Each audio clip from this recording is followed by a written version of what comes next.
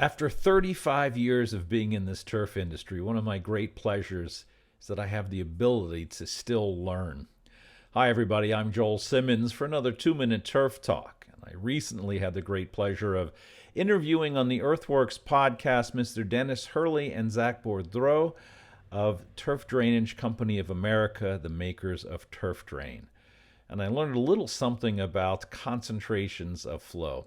Take a listen to this little clip from the podcast, and please take some time to listen to the podcast as well.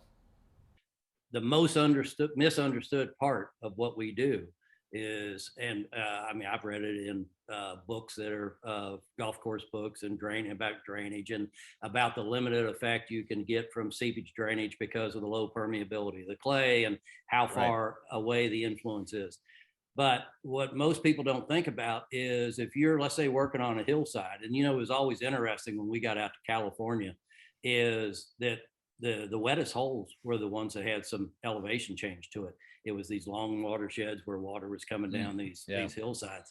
And the average person, if you ask them, if you got multiple lines going down this hillside and you're standing on a line, that guy's thinking that line is there to drain the water that's above it, which it is.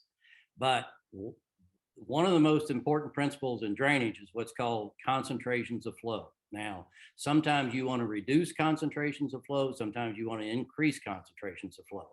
But the lowest part of the watershed is always the wettest. It gets the same amount of rainfall as the upper part, but it has to deal with the water that fell at the upper part of the watershed as well as what fell on it. So our drainage is it is about permeabilities, but it is more important to understand when to reduce concentrations of flow.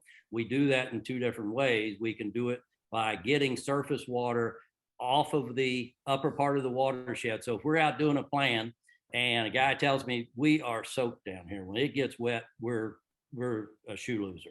And I start walking up the hill or up in the rough or up along the boundary line. And he said, no, look, we're okay up there. It's not a problem. It's here's where we're wet. Right. But the first thing we're looking for is the upper part of that watershed. How do we reduce that concentration of flow?